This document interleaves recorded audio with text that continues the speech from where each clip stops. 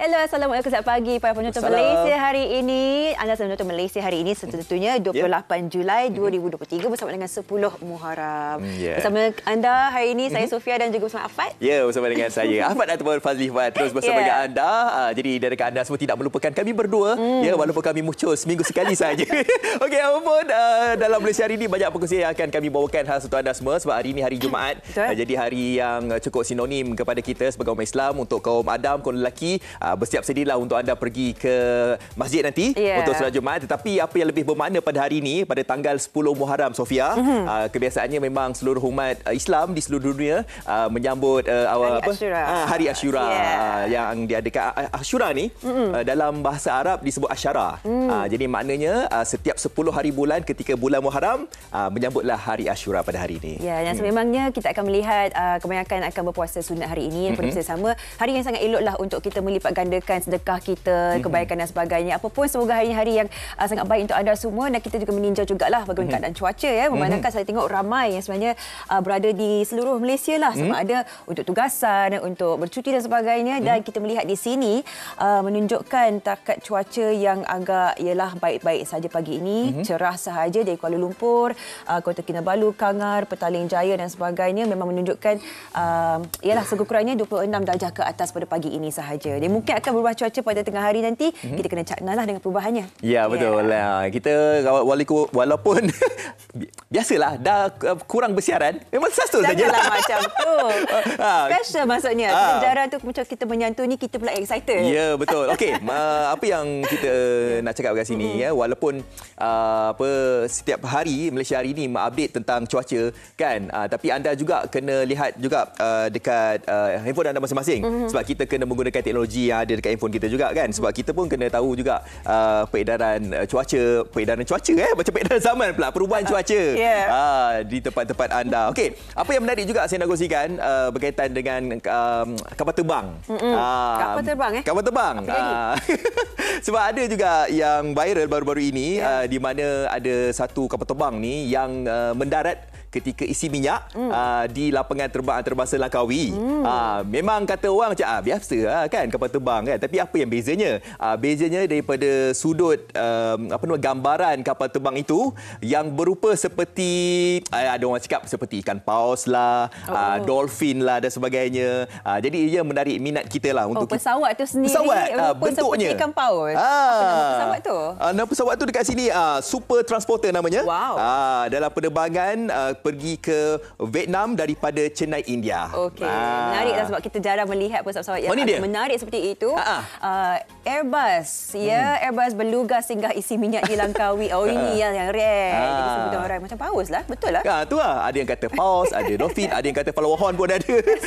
Tapi ini keunikan lah yang menjadi satu tarikan tatkala anda mungkin berada dekat lapangan terbang antarabangsa Langkawi. Dan sebenarnya banyak pengisi yang kita kongsi hari ini juga berkenaan dengan soal wang. Afad akan memperincikan topik berkenaan dengan soal wang.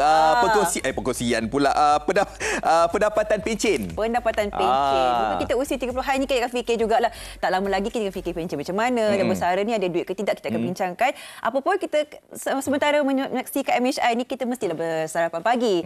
Kita meninjau pula ini roti yang diusahakan sendiri dengan cara tradisional, dibakar dalam ketuhar batu dan kayu api. Resepi ni, kedai ni dah ada lebih 100 tahun, Fat.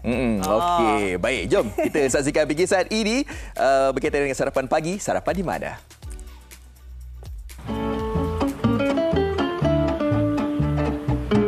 Lembut, sedap dan mengekalkan warisan asli. Bagi penggemar roti, ini pasti menjadi pilihan.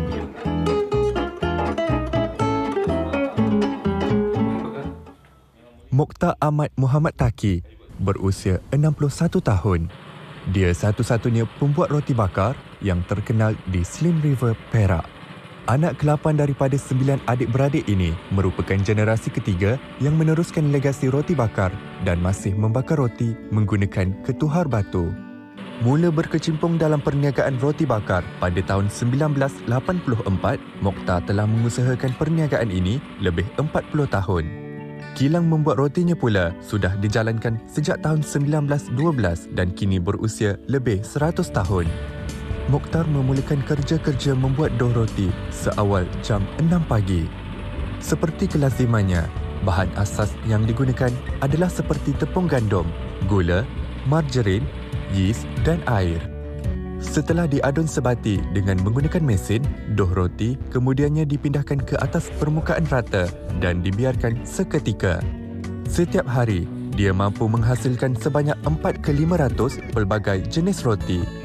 Lebih istimewa, roti bakarnya turut mendapat permintaan ramai bukan sahaja daripada penduduk sekitar, bahkan sehingga keluar negara seperti dari negara Brunei dan Australia. Saya bermula daripada 84 tu semenjak saya bujang lah maksudnya. Umur saya 20-an dan saya pernah jual roti guna basikal. Itu pengalaman yang saya tak lupa lah.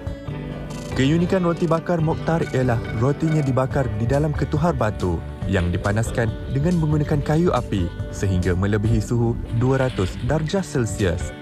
Kayu api mula dimasukkan ke dalam ketuhar batu untuk dibakar seawal jam 8 pagi. Ini kerana ketuhar mengambil masa lebih 2 jam untuk memastikan panas sepenuhnya. Sementara menunggu, ahli keluarganya turut membantu mengisi inti roti ke dalam dough yang telah direhatkan selama lebih kurang 1 jam tadi. 200 ke atas, tapi mula-mula. Lepas tu dia makin lama makin susut lah. Susut sebab kita tak tambah api dah masa tu. Kalau pun ada, saya akan letak dekat depan lah. Saya ni ada tray ni. Saya nak ambil baru yang tadi tu tak habis tu kan. Letak dekat depan ni. Jadi dia akan menambahkan sikit panas. Apabila ketuhar sudah panas, semua bara dan debu harus dikeluarkan sebelum memasukkan dough roti berinti yang telah disusun di atas dulang besi. Mokhtar menggunakan kayu panjang untuk memasukkan setiap dulang ke dalam ketuhar batu. Masa yang diperlukan untuk roti siap dibakar adalah sekitar 15 ke 20 minit dan roti akan kelihatan berwarna keperangan. Persaingan dengan pelbagai jenis roti viral zaman sekarang membuatkan pengusaha roti tradisional ini lebih kreatif dalam penghasilan inti roti bakar. Dulu sebenarnya ada tambahan lagi. Roti tawar saya ada 3 jenis, tapi sekarang tinggal 1 je. Roti manis saya ada 2 jenis, sekarang tinggal 1. Tapi kita tambahkan dengan roti krim dan roti kacang. Tapi roti kelapa, kaya, roti bijan, roti tawar tu memang daripada dulu lagi lah. Saya budak-budak pun itulah roti yang asas yang ada lah. Harga bahan utama iaitu tepung berprotein tinggi dan tepung gandum biasa sudah meningkat sehingga 4 kali ganda. Hal ini membuatkan Mokhtar terpaksa menaikkan sedikit harga rotinya. Satu keping roti bakar pelbagai aneka berharga RM1. Saya bersyukurlah Tuhan bagi rezeki saya di sini dan saya dapat ramai kawan lah. Berjalan pun kadang-kadang sampai ke Kedah semua. Orang tegur saya, Cik Mokhtar hari ni tak buat roti. Sampai jauh pun orang kenal saya lah. Alhamdulillah lah.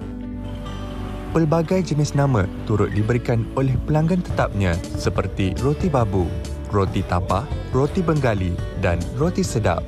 Rasa roti bakar asli dengan aroma kayu api membuatkan orang ramai sanggup datang dari jauh untuk menikmati rasa asli roti.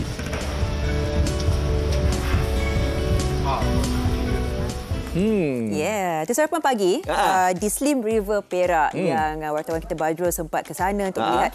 Kalau kita makan roti ni kan, kita macam kena fikir juga bagaimana tradisi itu diteruskan, bagaimana ini antara mereka yang terus memperjuangkan cara orang lama. Betul. Supaya tak kata lapuk ditelan zaman lah kiranya. Dia orang baru je yang pergi kedai kafe-kafe kan. Kedai viral apa semua. Kita orang lama ni. Kita tak. Saya lebih gemar makan roti di tempat macam tu lah. Sebab apa? Sebab dia ada rasa-rasa seperti bakar-bakar, ada sebab dia bakar dengan api semua kan, dalam ketuhar tu semua kan. Jadi ada rasa asli-asli, ada rasa asap-asap tu. Itu menjadikan keunikan yang ada dekat sana, dekat Slim River. Boleh pergi nanti, dah 100 tahun ni kedai tu kat sana. Jangan kita sisakan kalau kita pergi sana tu, baik kita mencari tempat sebegini daripada tempat yang viral seperti mata. Okey, kita akan terus memasuki topik perbualan perbincangan kita hari ini, di mana baru ini tular tentang pemergian seorang individu yang dikira sebagai seorang sahabat baik ya. Ia difahamkan arwah Siti Sabariah Muhammad Afandi yang meninggal dunia akibat serangan jantung ini sebenarnya dirindui oleh rakan-rakannya sebab mereka ni bersahabat sejak di bangku sekolah, melakukan kata aktiviti sukan bersama dan sehingga ke hari ini berpuluh-puluh tahun mengekalkan persahabatan mereka. Jadi kita akan terus menyapa dan menyantuni rakan-rakan baik ini untuk melihat bagaimana keadaan mereka selepas pemergian sahabat baik mereka ini. Jadi bayangkan mereka ni berkawan daripada sekolah kalau sekolah rendah tak silap saya. Sekarang ni umur mereka dah pun 58 tahun. Jadi saya boleh katakan dekat sini usia perkenalan mereka ini lebih daripada 50 tahun. Jadi hubungan akrab sesama mereka ni memang dah pun terjalin sejak sekian lama, tapi mereka terkesan dengan kehilangan salah seorang daripada mereka. Jadi untuk itu kita nak bersama dengan sahabat yang baik ini. Kita ada 2 orang, iaitu kita bersama dengan Puan Rosmah Mustajam yang berada di talian panggilan sahaja, dan kita bersama dengan Aliza Kahar bersama kami menerusi panggilan video. Itu dia. Assalamualaikum Puan Aliza. Waalaikumsalam, selamat pagi. Selamat pagi Puan Aliza, terima kasih kerana sudi meluangkan masa ya. Kita nak mendengarkan bagaimanalah keadaan Puan sendiri dengan rakan baik kepada arwah kan. Kita difahamkan persahabatan tu dah sangat-sangat lama. Apabila dikejutkan dengan berita pemergian arwah, bagaimanakah perasaan ketika itu? Dan kita difahamkan patut ada perjumpaan Ogos ini kan. Mungkin Puan nak perincikan sedikit Puan. Memang terasa kehilangannya. Sebab kami berkawan dari sekolah dari kecil sampai sekarang, dan dia memang seorang yang pendiam. Ya. Bila kita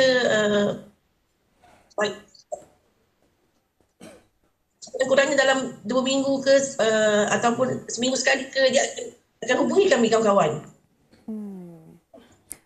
Okey, Puan, kita pun turut berasa simpati di atas kehilangan sahabat baik Puan ni. Puan, kalau kita lihat, kita bersama dengan Puan Rosmah yang berada di talian juga. Puan Rosmah, Assalamualaikum Puan Rosmah. Assalamualaikum warahmatullahi wabarakatuh. Puan Rosmah, mungkin boleh ceritakan sikitlah pengalaman berkawan dengan arwah sejak sekian lama. Apa yang mungkin paling dirindui Puan Rosmah ketika persahabatan itu terjalin? Dia ni, Sabariah ni orangnya peramah, periang, dan dia selalu call saya. Okey. Saya berkawan dengan dia daripada sekolah, daripada tingkat 1 lah. Sama-sama bermain netball dengan dia di sekolah Syekh Abdullah. Selalu pergi naik basikal lah di sekolah dengan dia. Hello? Ya, kami dengar. Dia ni orangnya, kata orang memang friendly lah. Lepas tu sebelum dia meninggal ni, dalam 2-3 hari yang lepas, dia ada call saya lah. Tanya khabar. Kebetulan 2 hari sebelum dia meninggal, dia ada call saya. Dia bertanyakan pasal penjagaan ibu bapa lah, lebih kurang macam tu lah. Saya pun kongsi lah cara menjaga orang tua kan. Tu dengan dia meninggal memang terkejut lah saya. Ya Puan. Saya pasti pemergian ni sangat dirasai, memandangkan perhubungan itu terjalin berpuluh tahun. Puan Aliza, kita difahamkan yang arwah ni seorang yang sangat caring, menjaga kawan-kawan yang selalu berhubung. Dijadikan satu memori indah Puan bersama arwah dulu yang tak boleh dilupakan selepas sekian lama kan. Sehingga hari ini, apakah antara momen atau detik yang memang anda berdua kongsikan yang sampai tak boleh dilupakan sampai hari ini? Masa zaman sekolah, kami sama-sama aktif dengan bola jaringnya, dengan olahraganya. Di mana ada dia, di situ ada saya.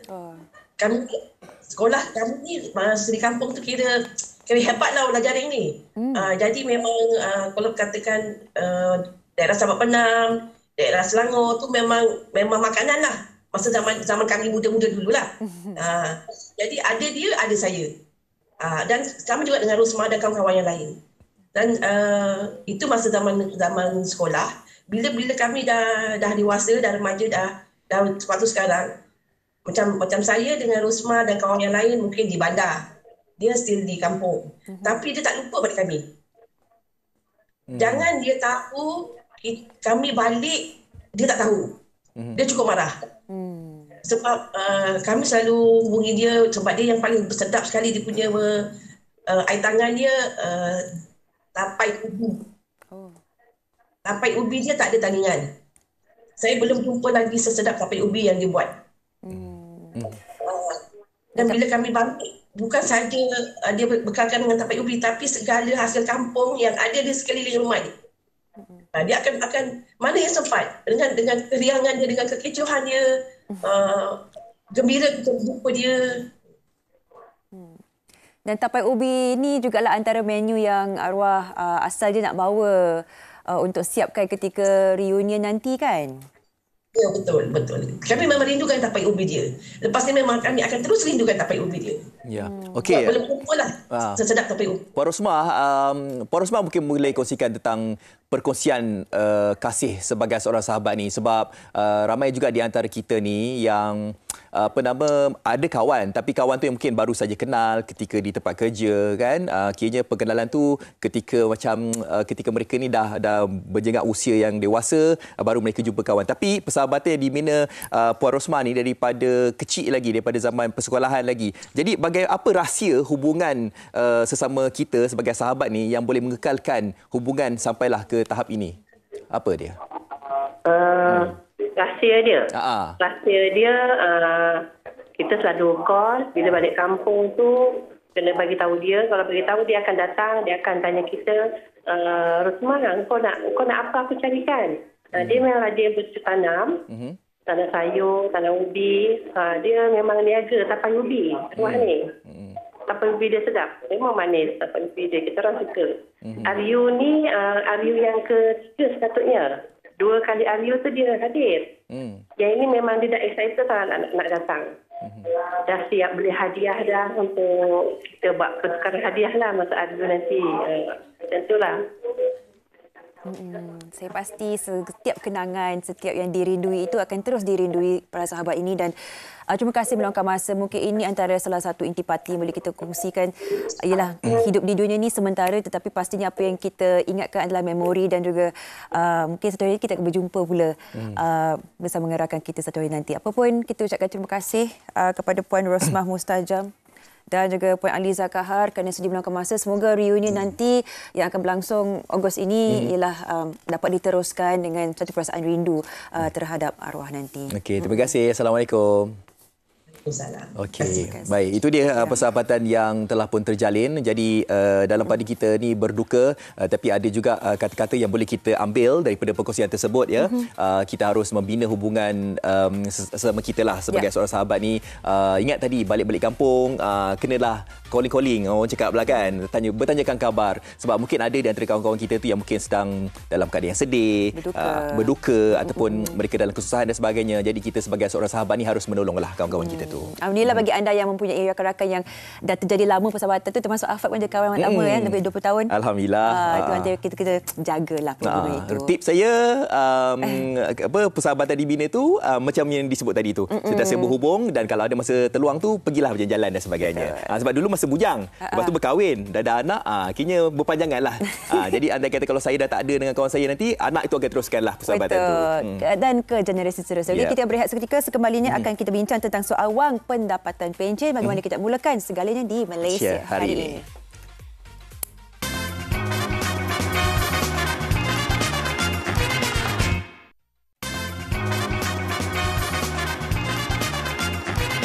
Ya, Malaysia hari ini kini kembali. Jadi seperti mana yang Sofia katakan daripada awalnya tadi, kita nak bercakap tentang soal wang pendapatan pencen. Okey, saya nak petik kata daripada Timbalan Menteri Kewangan yang pertama, iaitu Datuk Seri Ahmad Mazlan. Katanya, kita kalau nak bersara nanti, sekurang-kurangnya yang perlu ada dalam simpanan kita RM240,000. Jadi tempohnya dekat sini selama 20 tahun lah. Kalau misal kata kalau kita pencen ketika usia 55 tahun, jadi kita selama 20 tahun kita tambah sampai usia 75 tahun. Jadi 20 tahun itulah kita harus gunakan RM240,000 itu dengan cara sebulan cuma belanja RM1,000 sahaja. Tapi adakah pendapatan ataupun simpanan RM240,000 itu cukup untuk kita? Jadi untuk bercakap tentang perkara ini, kita bersama dengan Tuan Syamsuddin Kadir, perunding kewangan kita. Assalamualaikum Tuan. Terima kasih Waalaikumsalam. Saya suka. Okey, Mas Yang. Yes, saya suka. Okey, tadi awal kita dah sentuh. Timbalan Menteri Kewangan pertama, Datuk Seri Muhammad Azlan kata RM240,000 kita harus ada dalam simpanan kita selama 20 tahun. Jadi kena belanja RM1,000 sebulan. Jadi pandangan Tuan sendiri, betul ke? Cukup ke RM240,000 tu ataupun kita harus tambahnya lagi? Okey, secara asasnya memang tak cukup lah. Sebab kalau ikut yang dikiranya, kalau di bandar ni, kalau kita besar di bandar, kita perlukan RM5,000 sebab kita ada inflasi yang akan berterusan. Betul. Negara mana pun memang inflasi tetap ada, dan kalau di kampung sekitar RM2,500. Mungkin RM1,000 duit tu, kalau let's say kalau memang kita kira RM240,000, maknanya kalau hidup 20 tahun lah sampai 75, RM1,000. Tapi yang tu kita tak kira dengan dividen yang QSP akan bagi. Dan pada masa sama, kalau anak kita pun menyumbang, cukuplah. Kalau anak kita menyumbang je. Kalau kita untuk kita seorang, kalau yang tadi dikira based on seorang individu, mungkin kalau di kampung. Betul. Itu lagi, belum lagi kalau misalkan tak ada pasangan, betul. Kan? Belum lagi kehendak lagi apa betul. semua. Sebab kos makan pun sehari dulu RM20, tahun 2007 dia akan jadi RM64 pada tahun 2027. Maknanya lebih kurang, ialah breakfast kita nanti akan jadi RM15 pagi. Jadi kalau RM1,000 tu memang agak kurang. Jadi baik. Dia sebenarnya kalau ikut secara asas memang kita perlukan RM450,000 dan ke atas. RM450,000 dan ke atas. Jadi boleh dikatakan sebagai 2 kali ganda lah daripada RM240,000. Kayaknya senang cakap setengah juta lah perlu ada dalam simpanan, barulah kita boleh hidup dalam keadaan selesa ketika kita bersara nanti. Okey, kita nak dengarkan ini pandangan orang ramai ataupun pandangan mereka yang telah pun bersara berkaitan dengan topik ini. Jom kita saksikan. Bantuan yang kerajaan bagi sebanyak RM200 itu pada pandangan saya tidak mencukupi. Memandangkan ekonomi yang ada sekarang ni agak terlalu tinggi. Jadi kalau bolehlah bagi pihak kami ni yang B40 ni, bagilah imbuhan yang lebih sikit. Tujuan dia kami hanya sekadar dapat menampung untuk perbelanjaan makanan saja, tidak boleh menyimpan. Jadi duit itu boleh bertahan selama 2-3 hari saja, memandangkan barang-barang dapur, keperluan dapur ni agak terlalu tinggi meningkatnya. Jadi saya menyerukan pada pihak kerajaan agar diberikan lagi lebih supaya kita dapat merasai keperluan-keperluan itu untuk menampung sampai cukup. Alhamdulillah, Alhamdulillah juga kerana kerajaan masih lagi beri bantuan kepada rakyat. Walaupun tak banyak, tapi syukur dapat tampung sikit-sikit perbelanjaan. Kalau saya akan utamakan keperluan yang utama seperti belanja dapur atau utiliti. Memang tidak mencukupi, tetapi sedikit sebanyak dapat membantu kepada kami semua untuk membeli barang-barang keperluan harian untuk keluarga kami. Dan harap-harap pada tahun depan kerajaan akan menambah bayaran wang tersebut lebih lagi. Memanglah tak cukup, tapi bersyukur kerana sebab barang-barang dapur semua dah naik harga, barang keperluan pun semua naik harga, jadi dapatlah meringankan sikit beban kita yang dah bersara ni. Jadi duit ni memang tak boleh simpan lah untuk kegunaan semasa. Yang kemudian kita minta kalau boleh tahun depan diberi lebih sikit. Itu saja. Baik, itu dia respon yang telah pun diberikan daripada mereka yang telah pun bersara atas inisiatif daripada kerajaan yang telah pun memberikan bantuan kepada mereka ini berupa pejabat awam RM300 dan juga pesara kerajaan RM200. Okey, baik Tuan. Tadi saya dah sentuh berkenaan dengan wang yang ada dalam simpanan mereka ini ketika mereka ni pencen RM240,000 tidak cukup. Tuan kata RM450,000 itu baru cukup. Itu bagi kita kategorikan sebagai mereka yang bekerja dalam sektor swasta. Okey, jadi sebagai pejabat awam sudah pastinya mereka ada pencen, orang cakap tiap-tiap bulan akan masuklah bergantung kepada grade mereka. Jadi bagaimana pandangan Tuan tentang perkara ini? Kalau kita tengok ikut kerajaan, kita nak tengok berapa duit sebenarnya dalam QSP lah, walaupun dia bukan QSP Kalau kita bersara kerajaan dengan ada ijazah lah. Kalau kita tengok sekarang ni dia akan mostly lah, kalau ada ijazah, biasanya naik pangkat, tengok kalau cikgu dia kan ada tahun, berapa tahun dia akan naik pangkat grade 41, 44. secara asasnya akan bersara yang gaji ialah ijazah ke atas ya. Kan naik pangkat ke tak naik pangkat tu lain lah, tapi secara asasnya dia akan naik 10,000 apabila dia bersara. 10,000 dan dia akan dapat, sebab bekerja 30 tahun, dia akan dapat 60% pada 10,000. Maknanya dia akan bersara dengan 6,000 sebulan. Kalau kita kira 6,000 darab dengan 12, 72,000 setahun. Kalau dia orang hidup contohnya untuk selama 15 tahun. Contohnya bersara 60 lah. Ya, jadi dia hidup sampai 75 sama macam QSP umur bersara. Maknanya 72,000 darab 10 720,000 tu 10 bulan 10 tahun. Kalau 15 tahun dia akan jadi 1 juta. Maksudnya pesara kerajaan ni seolah-olah dia ada duit untuk dia 1 juta. Tu belum campur kalau dia meninggal dia akan disambung dengan isteri. Okey, baik. Jadi saya nak sambung sektor kerajaan, sektor swasta ke kerajaan, mana yang lebih untung? Nanti kita kongsikan. Jadi untuk waktu ini kita nak bersama dengan Fariha. Kabarnya telah pun bersedia bersempena dengan Karnival Jom Heboh di Pulau Pinang. Terus saja bersama dengan Fariha. Silakan.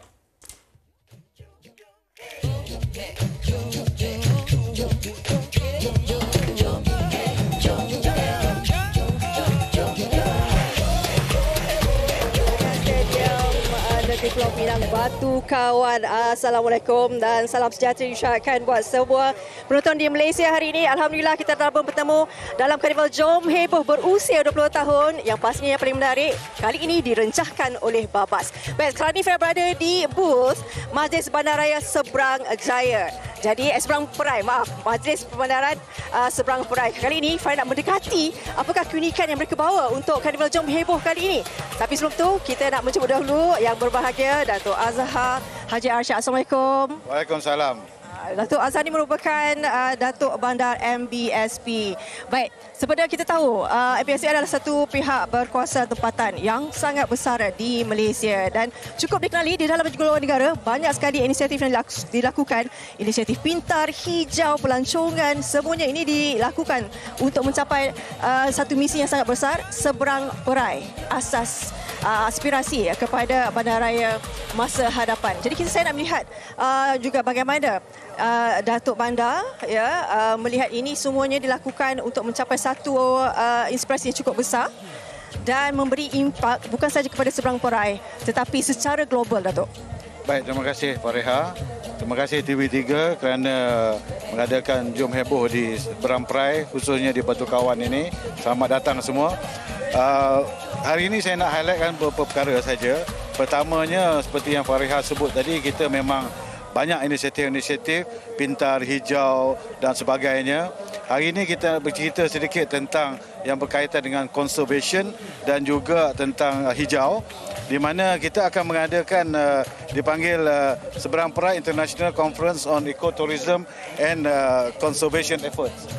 Seperti belakang sana. Kita boleh tunjukkan juga? Ya, jadi akan diadakan pada 4 hari bulan dan 5 hari bulan Oktober tahun ini di The Light Hotel di Seberang Perai dan terdiri daripada peserta-pesertanya dan juga penceramah-penceramahnya terdiri daripada penceramah-penceramah antarabangsa dan juga peserta-peserta dari dalam dan luar negara. Baik Datuk, itu antara usaha dilakukan. 2 tahun sekali dilakukan dari tahun ini 2003 yang kali ketiga. Mungkin Datuk ini antara keunikan dibawa oleh MBSP sendiri. Ini yang cakap upcycle ni. Selain daripada kita akan mengadakan Spice Week ini untuk tujuan penggalakan conservation dan juga alam sekitar, kita juga dengan sendirinya telah menubuhkan unit upcycle untuk membuktikan kepada masyarakat bahawa kita bukan bercakap kosong, tapi kita laksanakan dan buktikan dengan mewujudkan satu tim upcycle dipanggil, di mana kita menggunakan bahan-bahan terbuang yang terpakai, kita jadikan sebagai new end product. Seperti yang kita lihat hari ini, ini semua adalah daripada tayar-tayar terbuang, daripada kayu, daripada kertas, daripada plastik. Kita jadikan new end product dan kita juga mewujudkan tim ini pergi ke sekolah-sekolah memberi latihan kepada pelajar-pelajar sebagai co-curriculum mereka. Jadi di situ ada collaboration antara masyarakat dan juga MBSP. Jadi inilah dia barang-barang yang kita produce menjadi satu yang baru. Betul kita ada jual juga, tetapi yang penting adalah kita nak supaya masyarakat digalakkan tidak membuang sampah sesuka hati, sebaliknya boleh secara kreatif menjadikan dia barang baru, dan ini juga akan meningkatkan kadar recycle MBSP. Okey, baik. Terima kasih banyak-banyak Datuk, iaitu Datuk Bandar Majlis Bandaraya Seberang Perai. Terima kasih di atas segala informasi diberikan. Dan jangan lupa untuk datang ke Naval Jom Heboh ini yang direncanakan oleh Babas sebenarnya di Batu Kawan. Jangan lupa ya. Okey, kita terus bersama dengan rakan tugas di Sri Pentas. Silakan. Okey, baik, terima kasih Fariha. Lintas langsung Karnival Jom Heboh di Pulau Pinang.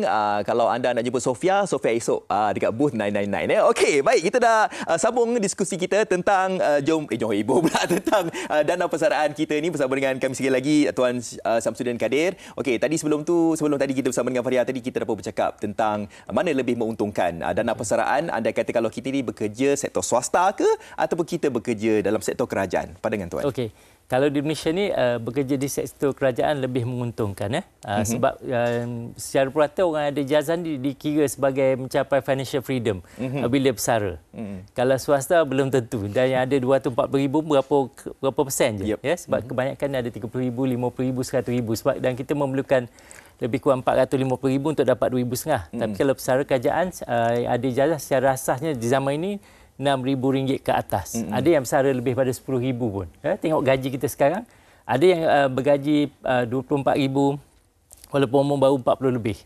Jadi kita boleh tengoklah dia bersara dengan RM12,000 dan sebagainya. Jadi kalau dengan konteks tadi kita kira, RM6,000 sebulan, kalau hidup 15 tahun dah RM1 juta lah.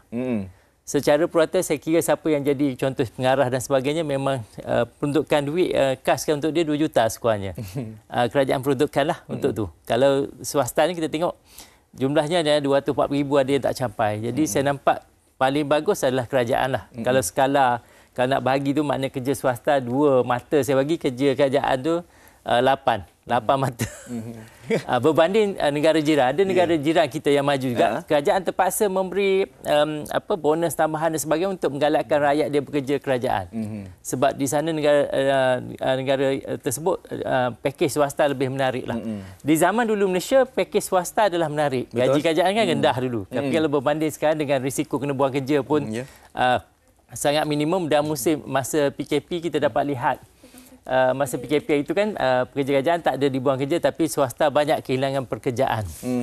Okey, jadi kita boleh lihat apa yang Tuan Samsudin katakan dekat sini, kerja dalam sektor kerajaan sekarang ini lebih menguntungkan. Tapi saya boleh lihat juga kan, sebab dulunya orang kata kerja swasta ni gaji lebih. Tapi sekarang ni kita lihat kerja kerajaan pun gaji lebih juga, dan banyak inisiatif allowance imbuhan yang telah pun diberikan daripada pihak kerajaan. Jadi bakal siswazah, jadi dah boleh buat pilihan lah selepas ini kan, sama ada anda nak bekerja di sektor swasta ke ataupun di sektor kerajaan. Okey, ada juga yang cakap yang mana dah bersara nanti tak apalah, nanti dah bersara balik kampung. Sebab apa? Sebab balik kampung tu dia punya kos amat kata rendah sikitlah berbanding di Kuala Lumpur. Tapi kita kena melihat juga duduk dekat kampung pun ada kos yang tersendiri juga. Dan perlu ada persiapan juga, persediaan juga. Lebih-lebih lagi kalau misalnya kata pasangan kita itu tidak bekerja. Jadi kita nak menampung isteri dan juga mungkin ada anak yang masih bersekolah dan sebagainya. Jadi bagaimana persediaan pula daripada duduk di bandar pulang ke kampung?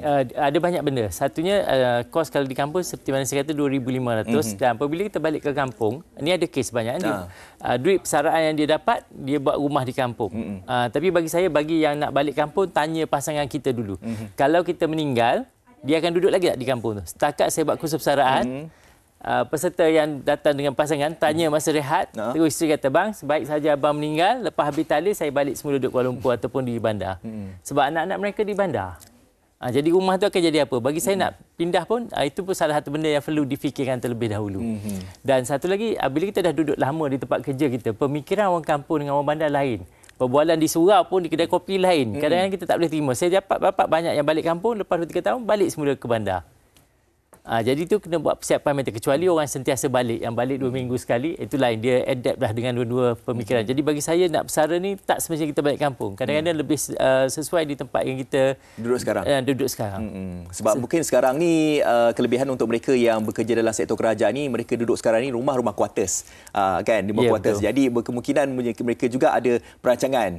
Tetapi apa nasihat mungkin dapat diberikan kepada mereka yang ada orang cakap macam kalau kita bekerja dalam sektor kerajaan ni, kata orang tu keyakinan untuk bersara tu lebih lagi berbanding orang yang bekerja di sektor swasta. Sebab apa? Sebab kerajaan dikata ada pencen dan sebagainya. Bagaimana persiapkan diri mereka itu sebab kalau yang swasta tadi mahu tak mahu kena ada 240,000 sekurang-kurangnya.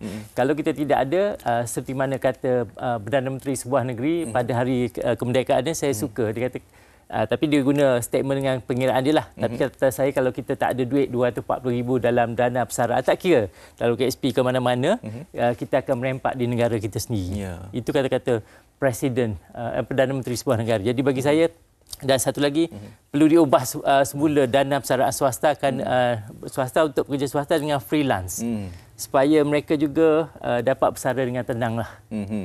Kalau tidak stres je daripada kerja sampai masuk dalam tanah.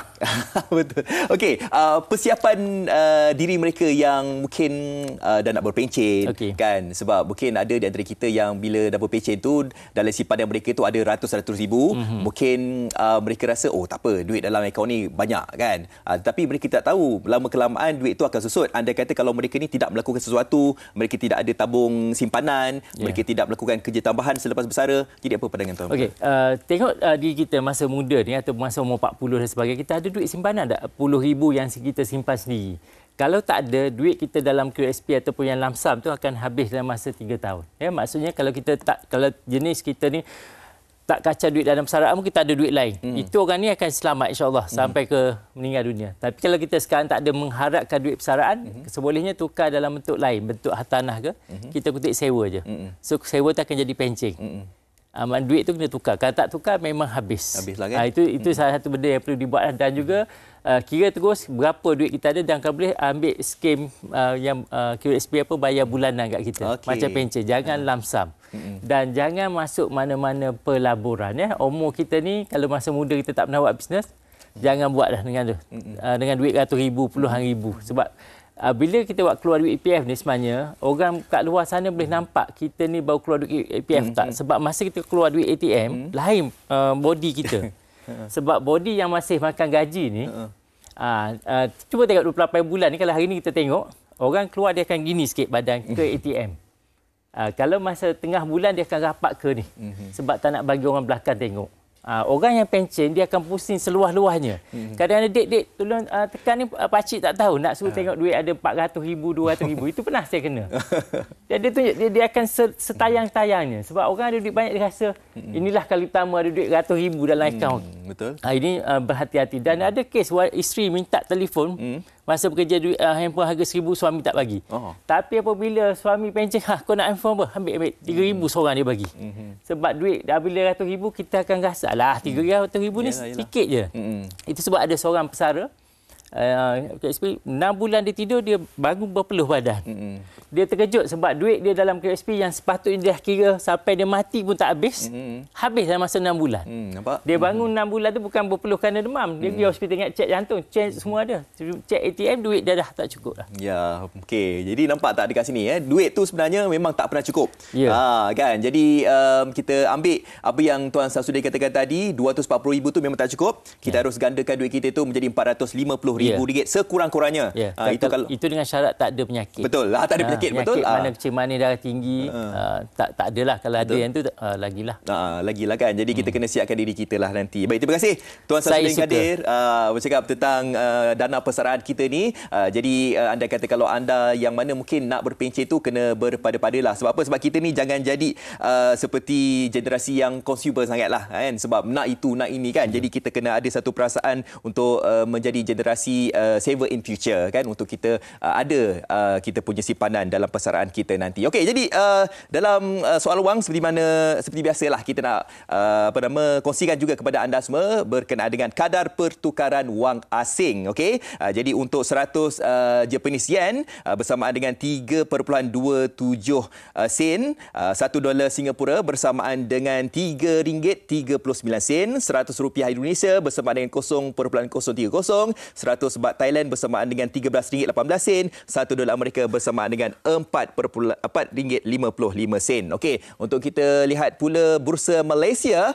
5 kaunter paling aktif iaitu Malaysia Pacific Industries, AirAsia X Berhad, One Glove Group Berhad, Petronas Gas Berhad dan juga SHL Consolidated B Berhad. Okey, jadi kita lihat harga emas pula sekarang ini setakat 28 Julai 2023, 916 22 karat 1 gram bersamaan dengan RM300.87, 999 24 karat bersamaan dengan RM328.13. Itu dia harga emas semasa. Okey, kita nak berhenti berehat seketika. Anda jangan ke mana-mana.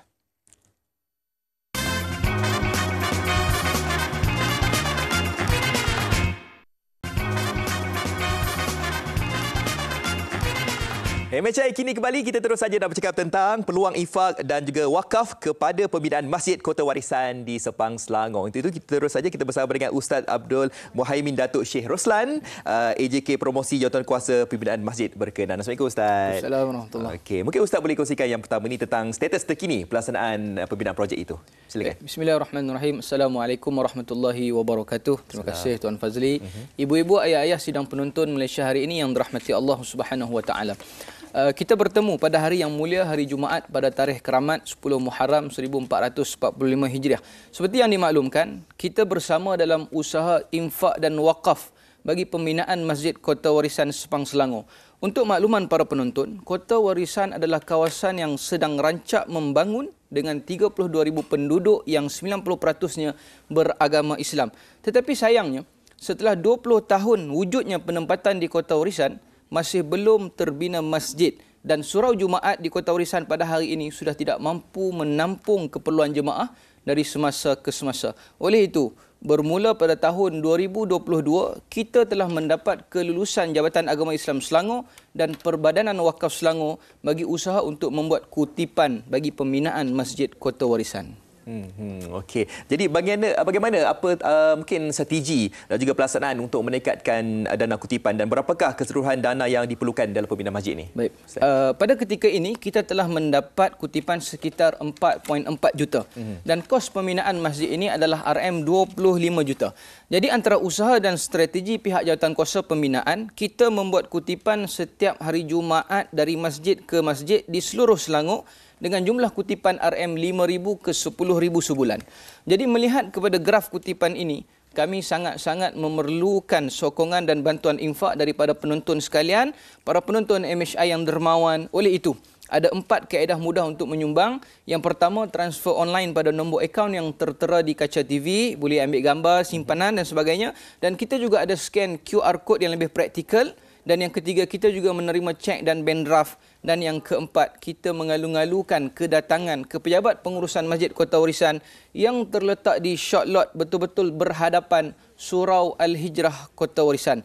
Tambahan pula, kita telah mendapat pengecualian cukai daripada LHDN.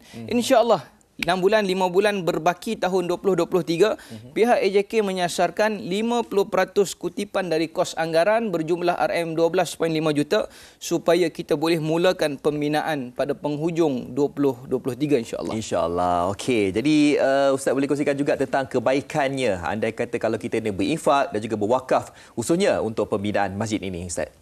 Baik, secara fitrahnya kita semua tahu dan membenarkan di dalam hati, sedekah, infak dan wakaf itu satu jalan ketakwaan kepada Allah Subhanahu wa taala.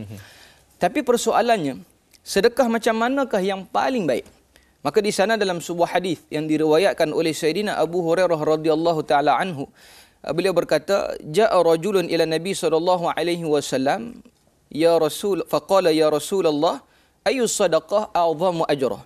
Satu orang lelaki bertanya kepada Rasulullah SAW, sedekah macam mana yang paling besar pahalanya? Lalu Nabi SAW bersabda, anta saddaqa wa anta sahih. Kamu bersedekah ketika kamu sedang sihat. Maka ini isyarat kepada jangan tunggu sakit baru kita nak bersedekah. Bila dah sakit, baru kita cuba panggil telefon anak kita, bagi sana sikit. Okey, ini yang pertama. Nabi pesan bersedekah ketika kita sihat. Yang kedua, Nabi kata, anta saddaqa wa anta sahihun wa syahihun. Bersedekahlah ketika rasa dalam hati tu sayang ke harta. Rasa macam bakhil, rasa macam kedekut, penat cari duit ni. Waktu tu kita lawan nafsu kita, kita bagi sedekah. Nabi kata, ni paling bagus. Dan Nabi sebut lagi, ketika takhshal faqra, kamu sedekah ketika kamu takut jadi miskin. Kalau bagi ni kurang duit dalam akaun ni. duk berangan, duk berasa bila kaya nanti kot baru kita bagi sedekah. Bila capai certain amount dalam akaun baru kita nak bersedekah. Tengah duk berasa macam tu, Nabi pesan bagi sedekah. Kemudian yang seterusnya Nabi kata lagi, sedekah yang paling hebat ketika wata'mulul ghina, ketika kamu sedang berangan-angan nak jadi orang kaya. Esok lusa ada rezeki kaya, bolehlah bagi sedekah. Sekarang kita kumpul dulu harta, hujung bulan cek ada penambahan tak? Ni Nabi sebut ta'mulul ghina, kita berangan-angan nak jadi kaya. Waktu dia dalam keadaan ta'mulul ghina tu, kata Nabi, dia letak redha Allah, dia letak cinta Allah di hadapan, bismillah, dia bagi sedekah. Pahala paling besar dia dapat. Dia dapat pahala ekstra. Bukan senang kita nak bagi harta kita sebab hari ini harta adalah keutamaan dan tujuan hidup seseorang manusia.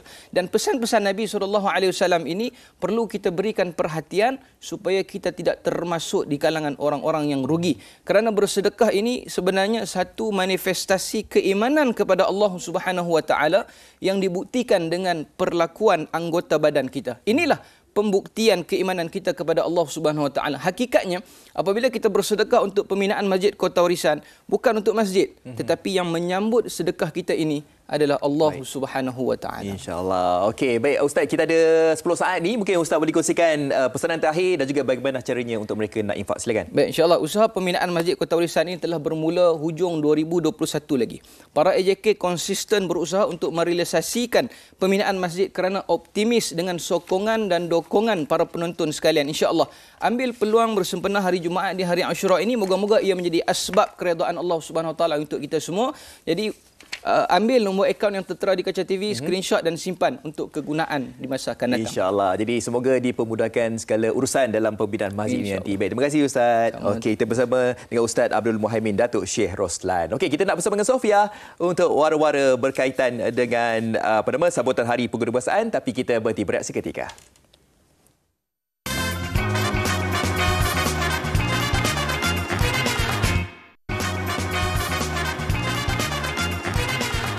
Masih menghidupkan pagi anda di Malaysia hari ini. Saksikan sendiri produk Babas ini. Inilah dia. Sempena Hari Kari Malaysia Babas, mai pakat ramai-ramai kunjungi booth Babas di Karnival Jom Heboh Babas dan dapatkan pelbagai produk keluaran Babas bermula 28 hingga 30 Julai ini di Stadium Negeri Pulau Pinang, Batu Kawan. Tawaran menarik serta hadiah menanti hangpa di booth Babas dan dapatkan pelbagai produk keluaran Babas percuma sempena Hari Kari Malaysia Babas di Karnival Jom Heboh Babas. Jadi kita jumpa anda di sana. Lepas ini dah telah bermula, kita dah memberikan siaran langsung dan kita menantikan kehadiran anda untuk memeriahkan lagi Karnival Jom Heboh. Dan Afat juga ada seperkara nak dikongsikan. Silakan Afat. Kongsikan, tangan saya masih lagi bau kari babas. Okey, ini berkaitan dengan sambutan Hari Pengguna Kebahasaan 2023. Ini ada kabar gembira buat anda di luar sana. Sambutan Hari Pengguna Kebahasaan 2023 kini kembali. Sambutan ini terbuka kepada semua masyarakat Malaysia kerana kita semua adalah pengguna. Pengguna dilindungi bukan sahaja yang melakukan urusan jual beli secara bersemuka, malah pengguna atas talian juga turut dilindungi. Keraguan anda mungkin menjadi tanda tanya sebelum ini. Namun kini tidak lagi dengan kehadiran HPK 2023. Masuk adalah percuma. Jumpa anda di Dewan Piazza Pavilion Bukit Jalil pada 28 hingga 30 Julai ini. Jadi untuk maklumat lanjut, anda boleh layari laman web rasmi Kementerian Perdagangan Dalam Negeri dan kawasan hidup di www.kpda.gov.my. Wah, dalam sekali nafas saja Afat mampu untuk menghabiskan. Sebab kari babas. Kehebatannya. Banyak karnival menanti anda dan pastinya kita terima kasih kerana anda menonton Malaysia hari ini. Jangan lupa untuk anda juga boleh saksikan MHI secara HD stream secara langsung di aplikasi Tonton dan pastinya banyak pengisian hanya di TV3. Bukan esok, bukan lusa tapi hari Isnin nanti MHI akan membawakan tajuk Bakat Malaysia di Persada Dunia. Jadi kita nak lihatlah persembahan ada Cak Lempong dan juga hip hop. Hip hop. Itu kepakaran awak. Tengok baju Melayu dengan hip hop kena tak? Apapun terima kasih semua, jaga diri hujung minggu ini dan kita akan jumpa anda di Karnival Jom Heboh. Dan jangan lupa saksikan MHI Isnin nanti. Saya Sofia Nur Soliata. Saya Fazli Wan. Jangan lupa untuk anda simpan duit bukan saja untuk persaraan, malahan untuk kehidupan anda seharian. Okey, jaga diri semua. Assalamualaikum. Bye bye.